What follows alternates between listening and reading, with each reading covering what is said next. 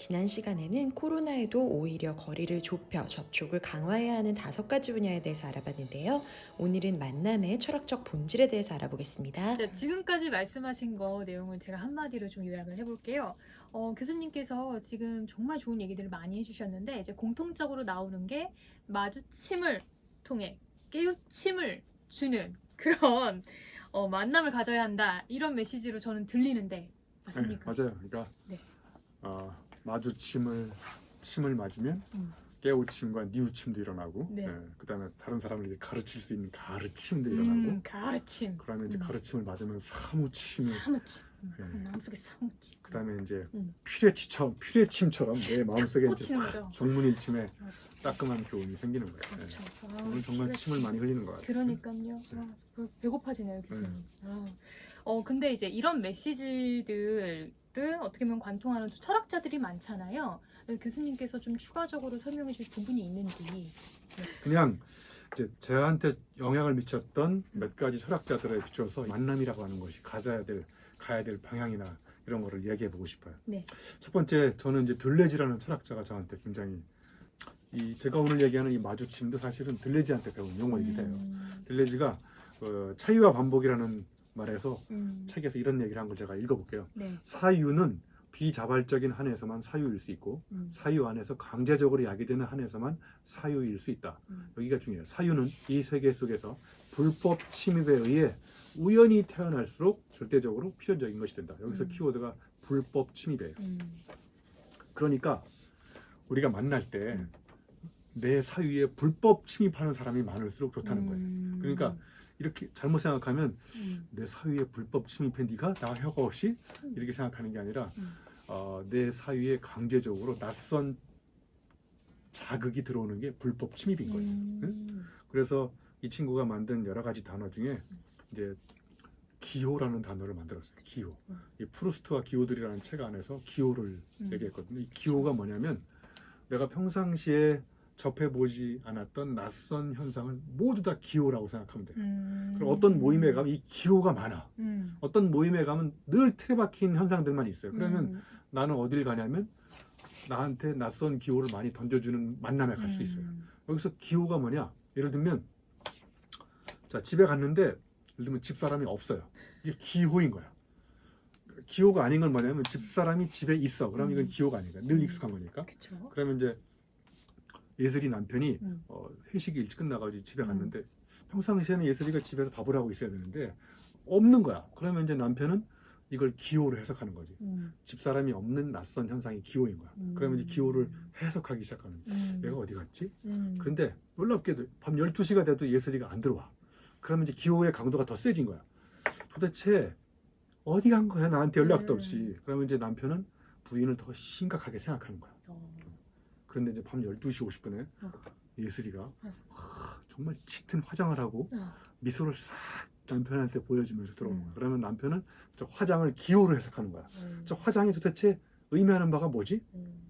자, 그래서 들레지가 위대한 거는 이 기호가 사람한테 다가가기 시작하면서 사람은 그때부터 생각하기 시작한다는 거예요.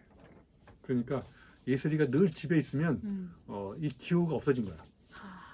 그러니까 남편으로 하여금 예슬이 자꾸 생각하게 하려면 집에 자주 없어져야 돼. 그렇구나.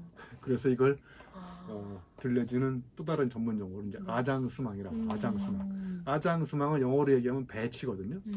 어떤 모임에 가면 늘 낯선 환경과 낯선 배치가 있어가지고 내가 바뀌는 거야. 그러니까 아장스망이 뭐냐? 집에 집사람이 있다 그러면 아장스망이 안 바뀐 거야. 배치가. 그쵸. 집과 집사람. 그런데 아장스망이 바뀐 거는 집에 집사람이 없어. 그러면 이때 사람은 생각하기 시작하는 거예요. 자, 예를 들면 이게 정말 재밌는 게 들레지는 이런 거를 생성이라고 번역해요. 생성은 무에서 유를 만드는 게 생성이 아니고 유와 유를 엮어서 새롭게 만들어지는 걸 다 생성이라고 합니다. 자, 예를 들면 아주 쉽게 얘기해 볼게요. 유영만. 자, 한양대학교 연구실 연구 강의 그러면 유영만 교수라는 아장스망이 생겨. 네. 근데 내가 갑자기 이게 너무 짜증나. 내가 한양대학교 병원으로 진료실을 옮겼어. 유영만 한양대학교 병원 진료실 그 다음에 진단 처방. 그래서 의사가 됐어. 예를 들면 그 진료실 이름이 뭐냐면 지식 임신 클리닉이야. 그러면 이제 나는 지식 임신이 안 되는 사람들 대상으로 진료 행위를 하는 거야. 그래서 이제 지식 자연분만 유도법 이런 것도 설명해주고 막 지식 낙태 수술 방지하려면 어떻게 돼? 이런 걸 설명하면 유영만 대학 교수라는 연구실에 있는 아장수망이 뭘로 바뀐 거냐면 유영만 산부인과 의사로 바뀌는 그렇죠. 거예요. 그러니까 이 아장수망을 통해서 나를 끊임없이 생성하게 할 수 있어. 이거를 이제 들려주는 다양체라고 그럽니다. 다양체. 아, 오늘의 유영만 다양체가 내일 또 바뀌어. 그러니까 다양한 주름이라고 그러면 돼. 주름. 나는 이제 한양대학교 교수로서 아이들과 강의하는 주름이 생긴 거야. 주름을 거의 뭐 아주 익숙해져 가지고 안 보고도 강의할 수 있는 주름이 생겼어. 근데 나보고 갑자기 한양대학교 병원으로 자리를 옮기래. 오늘부터 너는 의사야. 그래서 이제 그러면 이제 의사 진료 행위를 했던 경험이 없기 때문에 나한테 그런 주름이 없는 거야. 그 나한테 새로운 다양체가 생기는 거야. 네. 그러니까 이런 다양체를 자주 만들어서 끊임없이 변신하게 하는 만남이 있으면 나는 거기 정말 가고 싶은 거지. 근데 맨날 내가 가면 유영만 대학 교수를 교수형에 쳐야 된다든지 뭐 교수를 쉬운 이야기 어렵게 하는 사람 뭐 고수 만나면 골이 따분하다 이런 이미지를 갖고 있으면 나는 이제 나한테 사람들이 내가 가는 모임에는 안 오겠죠. 이게 네. 이제 들레지가 얘기하는 그 전문 용어로 얘기하는 마주침의 본질인 거고요. 뭐 이와 비슷하게 하이데거도 네. 존재와 시간에서 생각지도 못한 사건과 조우할 때, 조우, 우연히 만날 때. 예? 제가 좋아하는 또 레비나스, 네. 어렵게 책을 쓰는 대표적인 손가락에 하나 꼽히는 레비나스, 사랑의 현상학을 하는 사람 있잖아요. 이 사람도 타자와 마주치지 않으면 미래가 열리지 않는다는 거예요. 예. 그러니까 나한테 타자는 나로 하여금 새로운 가능성을 열어주는 소중한 사람인 거예요. 그러니까 이 주변에 만남에서 온라인이든 오프라인이든 타자가 많아야 되는데 타자가 거의 없어졌어. 그래서 거꾸로 이제 사르트르는 이렇게 얘기하는 거야. 타자는 지옥이다.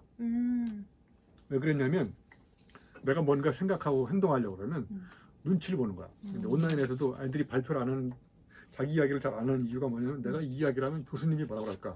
맞아요. 내가 타자로서 애들한테 지옥인 거야. 그래, 맞아. 그리고 내가 이 이야기를 하면 또 저 옆에 있는 동료 철수가 막 그것도 얘기라고 하냐? 너 어제 늦게 자가지고 이 모양 입고 막 이렇게 야단을 치면 그 주변에 있는 모든 사람들이 나한테는 지옥인 거야. 나의 생각과 행동을 방해하는 걸림돌이 되는 거야. 그쵸. 그러니까 사르트르도 나름 일리 있는 이야기를 했지만 나는 그 타자가 지옥이 아니라 나한테는 선물이라고 생각해요. 그래서 시인 랭보는 타자는 바로 나다. 내가 누구냐면 내가 만난 타자가 나라는 거예요. 그래서 이런 유명한 철학자들이 여러 가지 이야기를 했는데 네. 그 이거보다 유명한 철학자가 또 있어요. 누구냐면 유영만이라는 철학자가 그럴 것 같았어요. 타자에 대해서 정의를 내렸어요. 네. 타자는 타짜다. 이렇게. 타자는 타짜다. 타짜다. 한 칼을 갖고 있는 아. 결정적인 위기에서 필살기로 모든 사람들을 제압하는 이런 사람들이 타자는 타짜다. 이렇게 얘기를 하는데 네. 이제 정말 마지막으로 한 사람이 더 있어요. 우리 옛날에 같이 공부했던 책 중에 하나이기도 했는데 마투라나라고. 마투라나의 구조 접속과 네, 구조 접속과 네. 뭐 어려운 자기생성. 자기생성 뭐 이런 네. 얘기를 하는데 어려운 단어를 내가 또 대학 교수의 이미지는 쉬운 얘기를 어렵게 하는 사람이 아니라 어려운 얘기를 쉽게 한다는 걸 내가 보여주려고 아주 쉽게 얘기할 거예요. 응? 자, 마투라나는 사람은 방랑하는 예술가다 이렇게 얘기했어요. 응? 그래서 방랑하는 예술가다. 이 사람이 산 꼭대기 올라가서 이제 물을 큰 통에 가져가서 물을 산 꼭대기에서 이렇게 쏟아부었어요. 자, 그러면 이제 물이 땅에 떨어지면서 흘러갈 거 아니야. 네. 어디로 흘러갈지 예측할 수 있을까? 어디로 가는지는 바다로 가겠죠. 뭐. 바다로 가지. 네. 근데 바다로 가는 동안에 어떻게 흘러갈지 예측할 수가 없잖아. 그렇죠. 그러니까 예를 들면 물이 흘러가다가 바위를 만났어. 그럼 바위하고 물이 한판 싸우는 거야.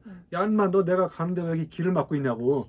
이렇게 물이 싸우지 않고 물이 쫙 갈라져. 이걸 전문 용어로 할수. 물이 갈라지는 걸 분할, 할수라고 해요. 그리고 또 물이 가다가 구덩이를 만나. 네. 구덩이를 만나면 이놈이 또 분통을 터뜨려. 야, 이 새끼 너 여기 왜 있냐. 그렇게 야단치지 않고 네. 물을 다 구덩이에 채운 다음에 또 흘러가. 아무튼 이렇게 물이 굽이굽이 흘러가는데 어디로 흘러갈지를 모르는 거야. 이거를 저 마투라나는 자연 표류라고 하는 거야. 자, 그러면 물이 구조가 있어. 물의 구조가 육각수 구조가 있어. 바위를 만나면 바위한테 부딪혀가지고 물이 구조가 바뀌어. 이게 구조가 바위의 구조하고 만나면서 신체 구조가 바뀌는 게 구조 접속인 거야.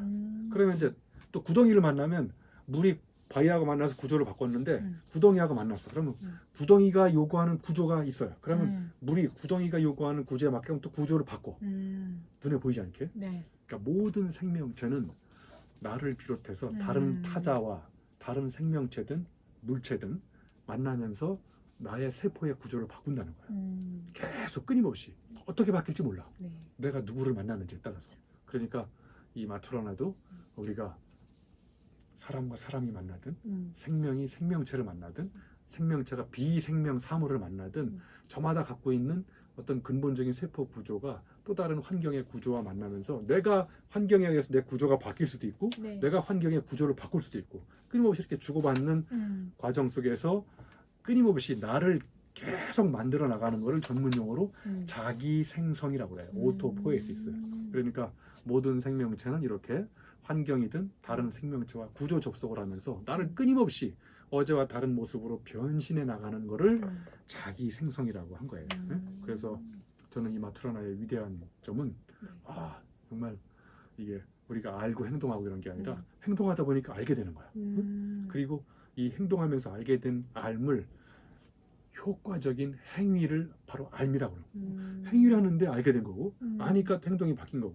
그러니까 잘못 생각하면 우리가 알고 나서 행동하는 게 아니라 행동하면서 알게 되고 알게 되니까 또 다음 행동이 바뀌고 그러면서 우리의 삶이 바뀌고 그래서 이제 정리하면 나한테 나의 인식의 구조를 바뀌는데 영향을 미치는 또 다른 타자의 구조와 만나면 내 구조가 바뀌는 거야.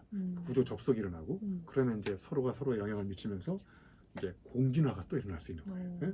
그래서 나한테 이렇게 도움을 주는 수많은 사람들한테 이렇게 마투라나의 식으로 해석을 해보면 결국은 나는 내가 환경과 어떤 구조 접속을 하는지에 따라서 내가 앞으로 어떻게 흘러갈지 자연 표류하면서 방랑하는 네. 예술가의 삶을 살 수 있다는 거예요. 내가 앞으로 어떻게 살지 누구를 만날지 예측할 수가 없어요. 그쵸. 예. 나도 우연히 예슬이를 만나가지고 네. 또 이렇게 대학원에서 만나서 공부를 하게 되고 그래서 공부를 잘못하면 또 잘라버리고 이렇게 할 수도 있겠지만 갑자기 마음이 없다. 아무튼 갑자기. 예.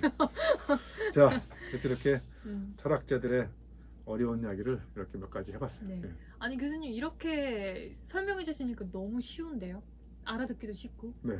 정말 엄청 어렵게 공부했는데 발표할 때도 이게 맞는 건가 이런 식으로 했던 것 같은데 지금 너무 쉽게 설명해 주셔서 귀에 쏙쏙 들어왔어요.